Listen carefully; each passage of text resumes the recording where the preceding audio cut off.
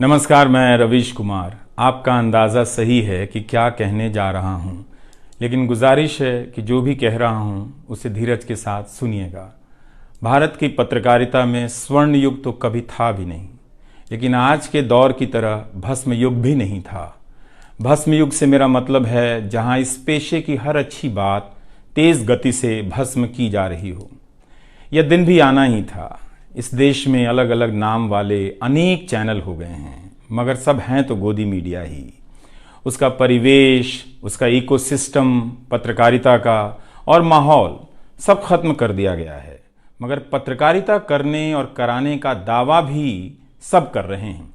खासकर वो भी कर रहे हैं जो उसी सत्ता का हिस्सा माने जाते हैं, उसी के रूप में देखे जाते हैं, जिसकी ताकत से हर दिन पत्रकारिता इस देश में कुचली जा रही है।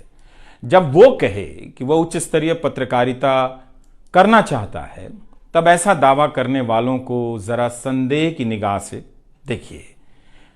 गोदी मीडिया और सरकार भी पत्रकारिता का अपना मतलब आपके ऊपर थोपना चाहती है। अगर इसका मतलब किसी भी रूप में वही है, तब आप एक बार फिर से झांसे में आने वाले हैं। इस वक्त अपने संस्थान को लेकर कुछ खास नहीं कहना चाहता, क्योंकि भावुकता में आप तटस्थ नहीं होते, ऑब्जेक्टिव नहीं हो सकते हैं। एनडीटीवी में 26-27 साल गुजारे हैं। इतनी लंबी यात्रा के अपने उतार चढ़ाव भी हैं। अनेक साथी, वरिष्ठ, कनिष्ठ सब शामिल हैं। कितने लोगों ने साथ दिया है। इन अनुभवों के बारे में कभी भी वस्तुनिष्ठ तरीके से नहीं बोला जा सकता, और आज के दिन तो बिल्कुल नहीं, क्योंकि कई बार तथ्यों के साथ भावनाएं मिल जाती हैं और भावनाओं के तूफान में बहुत सारे तथ्य छूट जाते हैं। बेहतर है कि इसे संक्षिप्त ही रहने दिया जाए। जो आदरणीय शख्स हैं उन्हें मैं याद कर ही रहा हूँ।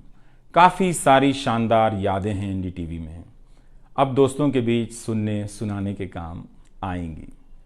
आज के दिन किसी एक व्यक्ति का नाम लेना मुश्किल हो रहा है, तब जब आपके पेशेवर जीवन में अनेक लोगों का हाथ हो, कैसे एक का नाम ले सकते हैं। मैं जानता हूं कि पूर्व सहयोगी, मौजूदा सहयोगी सब मुझ में अपना हिस्सा देखते हैं, और वो सही भी है। मुझे सभी से कुछ ना कुछ मिला है। मैं सबका ही आभारी हूं। इसलिए एक का जिक्र कर बाकी को छोड़कर आप न्याय नहीं कर सकते, खासकर ऐसे दिन। वैसे भी इस वक्त तो हर चेहरा ही अच्छा नजर आ रहा है, क्योंकि सबने मेरे अनुभवों को, मेरे जीवन को समृद्ध किया है। बेटी विदा होती है तो वो दूर तक पीछे मुड़कर मायके को देखती रहती है। मैं इसी स्थिति में हूँ। अभी मुड़कर देख लेने दीजिए, फिर कभी विस्तार से एनडीटीवी की बात करूँगा, लोगों के बारे में और एनडीटीवी के बारे में, डॉक्टर रॉय, राधिका रॉय के बारे में भी। मैं कई लोगों की प्रतिक्रियाएं पढ़ रहा था। बहुत सी बातें तो मुझे आज ही पता चली। हैरानी हुई कि हर किसी के पास एनडीटीवी का एक अलग ही किस्सा है। वाकई उन 27 वर्षों के बारे में ठहर कर और संभल कर बात करने की ज़रूरत है। एनडीटीवी ने एक चीज़ सिखाई कि टीवी में और टीवी का एक ही मतलब होता है, टीम। एंकरों के स्टार बनाए जाने के बाद यह धारणा टूट गई, मगर आज भी टीवी के बुनियाद में यही है कि जितनी अच्छी टीम होगी उतना अच्छा काम होगा। अभी इस बात को यहीं रहने देता हूँ, कभी किसी और वक्त के लिए, तब जब आप भावुक ना हों, तब जब मैं भावुक ना हूँ कि एनडीटीवी छूट रहा है। अगस्त 1996 में एनडीटीवी से औपचारिक रूप से जुड़ा था। अगस्त 1996 में ट्रांसलेटर के रूप में, अनुवादक के रूप में। लेकिन उसके पहले कई महीनों तक मैं यहाँ चिट्ठियाँ छांटता रहा। बोरे में चिट्ठियाँ आती थीं और मेरे पास रख दी जाती थीं। तब दर्शक पोस्ट बॉक्स में चिट्ठियाँ भेजा करते थे। देश भर से दर्शक अपने हाथों से अलग अलग कार्यक्रमों के एंकरों को लिखा करते थे। इन्हें पढ़ते हुए मैंने टीवी के कार्यक्रमों के आसपास दर्शकों को बनता देख रहा था। मेरा काम था उनकी बारीक नज़र से लिखी गई चिट्ठियों पर रिपोर्ट बनाना और एंकरों या कार्यक्रम के प्रोड्यूसर को सौंप देना। दिहाड़ी का काम था, उसी के हिसाब से मजदूरी मिलती थी, पैसे मिलते थे। मेरी ज़िंदगी में यह काम आज भी जारी है। आज भी आप मुझे सैकड़ों की संख्या में मैसेज लिखते हैं, हाथ से लिखी चिट्ठियां भी आती हैं, बहुत अच्छी लिखावट में। मैं ज़्यादातर मैसेज पढ़ता भी हूँ और सभी के नहीं तो बहुतों के जवाब देने की कोशिश करता हूँ। कई बार तो अपनी निराशा भी आपसे साझा कर देता हूँ। मैं आपके बीच आकर अपने मन का भाव नहीं छिपाता, क्योंकि मैं आपके बीच बताने के लिए आता हूँ। अगर खुद को ही छिपाने लगा तो वो पूरा बताना नहीं होता है। मुझे तो लगता है कि कई हजार दर्शकों के पास मेरे लिखे हुए जवाब होंगे। उंगलियों में दर्द रहने के कारण इन दिनों जवाब देना कम कर दिया है। तो एक तरह से जिन चिट्ठियों से एनडीटीवी में मेरी शुरुआत होती है, उनका आना जाना आज भी जारी है, आज तक जारी था। वो काम आगे भी जारी रहेगा, लेकिन इतने सारे सुझावों, जवाबों, अपेक्षाओं, शिकायतों और डांट के बीच सोना, जागना और जीना मुझे आपके हवाले करता चला गया। मैं खुद के पास तो रहा ही नहीं, आपके बीच गया तो घर ही नहीं लौटा।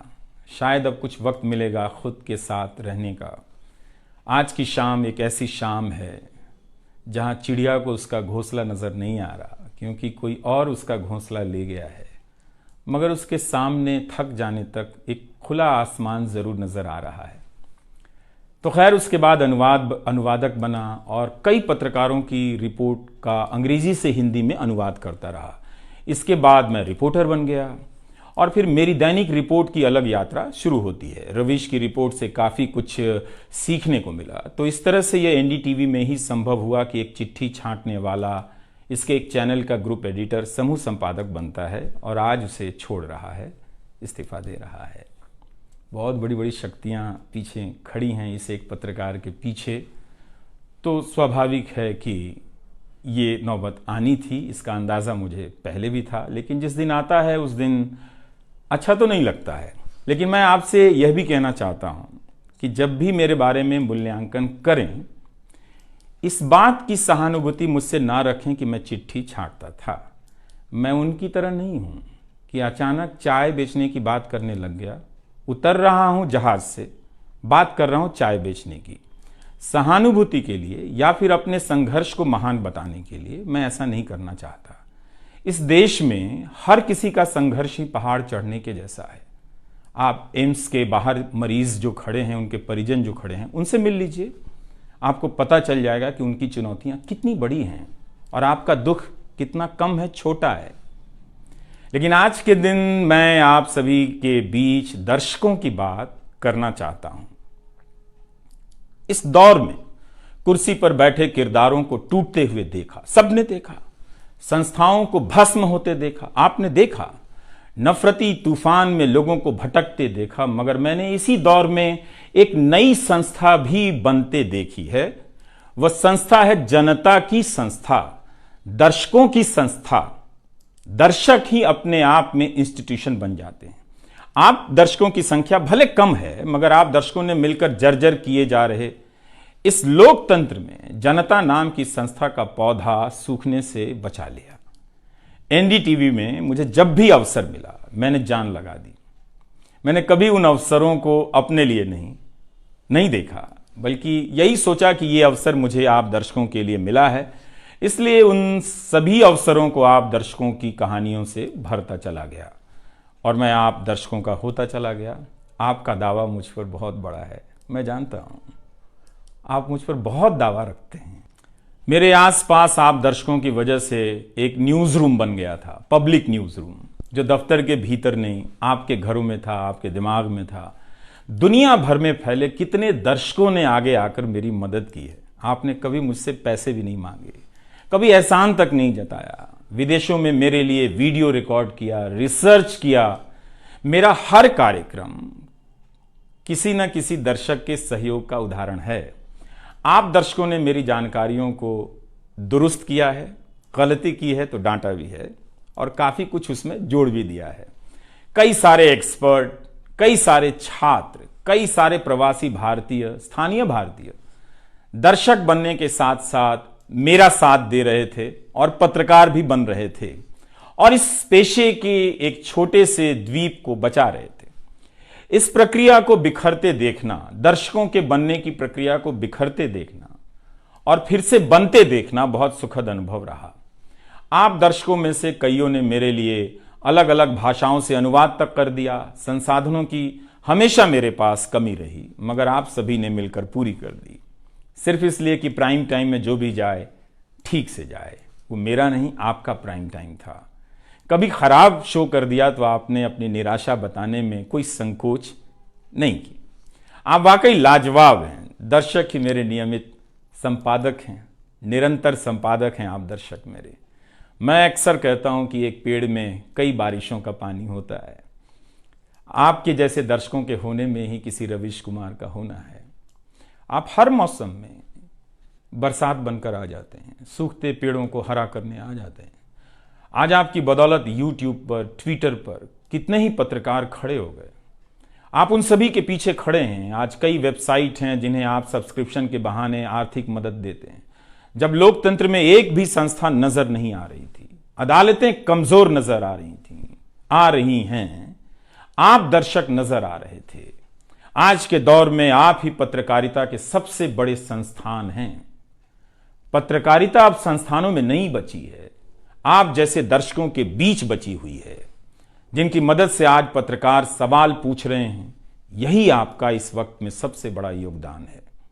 हो सकता है कि कोई जनता की आवाज को पूरी तरह कुचल दे, उसकी आवाज पर धार्मिक नफरतों की आंधी धूल को भर दे, ढक दे, लोकतंत्र को मिटा दे, मगर आप दर्शकों का होना हौसला देता है कि लोकतंत्र भले खत्म हो जाए, मगर उसकी चाहत कभी खत्म नहीं होगी, क्योंकि आप जैसे दर्शक अपनी जवाबदेही को, जिम्मेदारियों को बहुत खूब समझते हैं। इस मुश्किल वक्त में आपने एक पत्रकार पर भरोसा किया, उसे कितना प्यार दिया। कई बुजुर्ग माओं ने मेरे बाल सहला दिए, गाल छू लिए, तो किसी ने मेरे गमले में गुलाब के फूल लगा दिए, किसी ने चने का सत्तू भेज दिया कि मेरी सेहत ना खराब हो, किसी ने शहद भेज दी, किसी ने धूप में खड़े देखा तो सर पर गमछा तान दिया और छाता खोल दिया, किसी ने जेब में कलम रख दी, महंगी कलम। आज के दिन मैं एनडीटीवी से ज्यादा आप दर्शकों को याद करना चाहता हूं। आपके बिना मैं कुछ नहीं कर पाता। मुझे आप दर्शकों पर नाज है। कई बार लगता है कि मैं संस्था का कम, आप दर्शकों का प्रतिनिधि ज्यादा हूं। मुझे काम करने की आजादी मिली संस्था में, निर्बाध आजादी, और उस आजादी को मैंने हमेशा संभाल कर रखा, क्योंकि आपकी तेज नजर मुझ पर थी। खुद को काफी संभाला कि कुछ गलती ना आ जाए, कुछ मुझसे चूक ना हो और मुझ में अहंकार ना आ जाए और बदले में आजादी चली जाए। मेरे आगे दुनिया बदलती रही, मगर टेस्ट मैच के खिलाड़ी की तरह पिच पर टिका रहा। पर अब किसी ने मैच ही खत्म कर दिया है, उसे T20 में बदल दिया है। जनता को चवन्नी समझने वाले जगत सेठ हर देश में हैं, इस देश में भी हैं। अगर वो दावा करें कि आप तक सही सूचनाएं पहुंचाना चाहते हैं, तो इसका मतलब है कि डॉलर अपनी जेब में रखकर आपकी जेब में चवन्नी डालना चाहते हैं। पत्रकार एक खबर लिख दे तो जगत सेठ मुकदमा कर देते हैं और फिर सत्संग में आकर प्रवचन भी देते हैं कि वे पत्रकारिता का भला चाहते हैं। आप दर्शक इतना तो अपना भला समझते होंगे। इसलिए आज मैं अपने संस्थान से ज्यादा आप दर्शकों को याद करना चाहता हूं। मुझे हमेशा लगता था कि हिंदी का पत्रकार छत क्यों नहीं छू पाता है। ऐसा क्यों है? हिंदी पत्रकारिता के कई श्रेष्ठ संपादकों, पत्रकारों के कार्यों पर निगाह रहती थी, उनकी गहराई हैरान करती थी। फिर भी लगता था कि उनकी बात जमाने तक ठीक से नहीं पहुंची, पेशे के भीतर उन्हें उनकी जगह नहीं दी गई। पत्रकारिता का मतलब अंग्रेजी का पत्रकार होना हो गया। इसके कुछ ठोस कारण भी हैं, उनमें विस्तार से जाने का समय नहीं है, लेकिन तब भी हिंदी के जुझारू पत्रकार आसमान क्यों नहीं छू सकते हैं, यह बात कचोटती रही। इन सब बातों ने मेरे व्यवहार में काफी बदलाव कर दिए। भाषा को संयमित किया, मर्यादित किया, ताकि हिंदी का प्रभाव कम ना हो। बहुत सजगता से अपना काम इस तरह से किया कि लोगों को, देश के किसी भी हिस्से के लोगों को मेरी हिंदी से प्यार हो जाए। मेरी मातृभाषा हिंदी नहीं है, भोजपुरी है। भोजपुरी गांव है मेरे लिए। हिंदी मेरे लिए भाषा का वो शहर है, पहला शहर, जहां मैं गांव से शहर आया था, लेकिन मुझे भारत के हर राज्य के दर्शकों से प्यार मिला है। हिंदी प्रदेशों की कुंठित राजनीति ने हिंदी को हथियार बना दिया। इससे हुआ कुछ नहीं, हिंदी को लेकर कुंठाएं ही बढ़ती चली गईं, किसी का भला नहीं हुआ। मैं उन सभी गैर हिंदी भाषी पत्रकारों, सामाजिक कार्यकर्ताओं, विद्वानों का शुक्रिया अदा करना चाहता हूं, जिन्होंने मेरी हिंदी को समृद्ध किया, जिन्होंने मेरे लिखे हुए का अपनी भाषा में अनुवाद किया और अपनी भाषा में लिखी हुई जानकारियों का मेरे लिए अनुवाद कर दिया मुफ्त में। कई बार लगता था कि अलग अलग डिब्बे जुड़ते जा रहे हैं और रेल बनती जा रही है। उर्दू, मलयालम, तमिल, कन्नड़ा, पंजाबी, गुजराती, मारवाड़ी, बंगाली, मराठी भाषा के पत्रकारों ने कितना कुछ जोड़ा है। यह बात कहीं हिंदी बनाम अंग्रेजी की तरफ ना मुड़ जाए, इसलिए कहना जरूरी है कि अंग्रेजी भाषा में लिखने वाले विद्वानों और पत्रकारों ने मेरी खुलकर मदद की है, मेरे साथ बराबरी का व्यवहार किया। जो नहीं कर सके, ऐसे हैं, उनका क्या हिसाब करना, उनका क्या रोना, मगर जो बराबरी के साथ पेश आते रहे, उनका आभार व्यक्त करना चाहिए। उन सभी ने अपना श्रेष्ठ मुझसे साझा किया, किताबें दी, अवसर बताए, मेरे लेख का अनुवाद तक कर दिया, ज्यादा लोगों तक पहुंचा दिया। मेरे जीवन में इतिहास के मेरे शिक्षकों का बहुत योगदान है। मेरे शिक्षक मेरी जान है। मैं चाहता हूं कि आप मेरे जरिए मेरे पीछे खड़े अनगिनत लोगों के बारे में जानें, उन्हें भी देखें। और दोस्तों को कौन भूल सकता है, बहुत अच्छे अच्छे दोस्त मिले, कम मिले लेकिन मिले। आप जनता के बीच जाने के तमाम अवसर मेरे लिए बहुत खास हैं। तमाम आंदोलनों को कवर करने गया, आपके बीच जाते ही जो चीज खास नजर आती थी वो है एक पत्रकार के प्रति आपका विश्वास, आपकी समझ। आप लोगों से मैं घिर जाता था। आपके भीतर कितना कुछ बहने लग जाता था, जिसे एक राज्य को सुनना चाहिए, जिसे सुनाने के लिए पत्रकार से अच्छा कोई जरिया नहीं। मुझे आपके बीच आकर हमेशा लगा कि आप सरकार को कैसे देखते हैं, और मैं उस नजर से सरकार को देखने लगा। इसी का भरोसा है कि आपकी सक्रियता में ही भारत का लोकतंत्र धड़कता है। शाहीन बाग और किसान आंदोलन की जिद में मुझे सूरज की रोशनी दिखाई देती है। आपको जनता बनते हुए देखा है। मेरा विश्वास गहरा होता चला है कि तंत्र भले खत्म हो जाए, लेकिन जनता के बीच जन बचा हुआ है। एक दिन यही जन आज से बेहतर तंत्र बना लेगा। आज कुछ लोगों को यकीन हो गया है कि सारा तंत्र उनके कब्जे में है। अब जन का कोई मोल नहीं। मीडिया को खत्म कर विपक्ष और जनता को खत्म किया जा चुका है। ऐसा सही भी है, मगर यही शाश्वत नहीं है। एक ना एक दिन जब लोग अपनी नफरतों से जर्जर हो जाएंगे, उनकी नफरतें उनके शरीर से दरकने लग जाएंगी, तब उन्हें किसी नई जमीन की तलाश होगी, किसी पत्रकार की याद आएगी। नफरत की गुलामी से बाहर आने का रास्ता आप ही बनाएंगे, आपको ही बनाना है। एनडीटीवी में मैंने लिखना, बोलना सीखा, दिखना सीखा, अच्छे कपड़े पहनना सीखा, टाई पहननी सीखी। बस केवल डांस नहीं आया, क्योंकि काम से वक्त ही नहीं मिला। आप सीख लीजिएगा। आज के दिन मैं अपनी महिला सहयोगियों को खास तौर से याद करना चाहता हूं।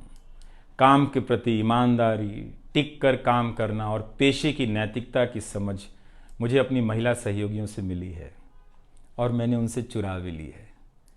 उनसे मेरी सामाजिक और नैतिक समझ बहुत बेहतर हुई। मेरी इस यात्रा में बहुत सी समझदार औरतें और लड़कियों के अनुभव शामिल हैं।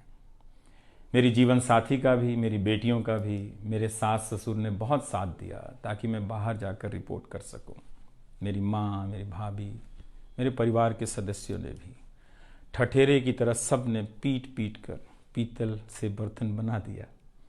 ये मैं इसलिए भी रेखांकित कर रहा हूँ कि पत्रकारिता के पेशे में मर्द ही नहीं, मर्दवादियों का कब्जा है। उनकी आक्रामकता के बीच कई बार दम घुटता था। इतनी आक्रामकता के बीच आप रचनात्मक हो ही नहीं सकते, संवेदनशीलता आ ही नहीं सकती। इस पेशे में तमाम महिला सहयोगियों ने मुझे मर्दों की आक्रामकता से बचा लिया। अगर आप इस पेशे में आ रहे हैं, विद्यार्थी हैं, तो हमेशा अपनी महिला सहयोगियों के साथ सलीके से पेश आइए, उनकी काबिलियत को स्वीकार कीजिए, तारीफ कीजिए। प्राइम टाइम के वक्त अक्सर कहा करता था, मुझे काम करने दो, 9 तो 9 बजे ही बजते हैं। सुबह उठते ही मेरे दिमाग में रात के 9 बजने लग जाते थे। मैं टाइप करने लग जाता था, रोज 5000, 6000, 7000 शब्दों की टाइपिंग। अब शायद 9 ना बजे, प्राइम टाइम ना हो। मुझे पता नहीं था, पता नहीं है कि अब 9 बजे क्या करूंगा। मुझे टीवी से बहुत प्यार है, इस माध्यम से दिल लग गया था, शायद इसी वजह से दिल टूट रहा है। वो लाल माइक याद आता रहेगा, अब वो लाल माइक नहीं होगा। मैं जानता हूं कि आप दर्शकों की आदतों में मैं शामिल हो गया हूं। आप काफ़ी तकलीफ में थे कि मेरा क्या होगा, मैं क्या करूंगा, मैं प्राइम टाइम क्यों नहीं कर रहा हूं। मुझे लगा कि चुपचाप किनारे हो जाना चाहिए। धीरे धीरे मेरे नहीं होने की आदत आपको डाल देनी चाहिए। इसलिए कई दिनों से प्राइम टाइम नहीं कर रहा था, ताकि आप मुझे कुछ भूल सकें। मगर आप हैं, मानते ही नहीं। हर रात 9 बजे के बाद मैसेज करने लग जाते हैं कि कहाँ हो, बीमार तो नहीं हो, सब ठीक तो है, एनडीटीवी में क्या चल रहा है, आप अच्छे हैं। तो भारत का मीडिया स्पेस बदल चुका है। उन हजारों युवाओं की सोचिए जो पढ़ाई पत्रकारिता की कर रहे हैं, लाखों रुपए लगा रहे हैं, मगर उन्हें काम दलाली का करना पड़ेगा, क्योंकि इसके लिए अब कोई सांस्थानिक जगह नहीं बची है। इसी के बीच जो आने वाले पत्रकार हैं, जो इस वक्त पत्रकार हैं, सभी को जूझना है। कोई घुट रहा है तो कोई इस पेशे को छोड़ रहा है। कई लोग कहते हैं कि नौकरी की मजबूरी के अलावा पत्रकार बनने की कोई दूसरी शर्त नजर नहीं आती, कोई उत्साह नहीं है।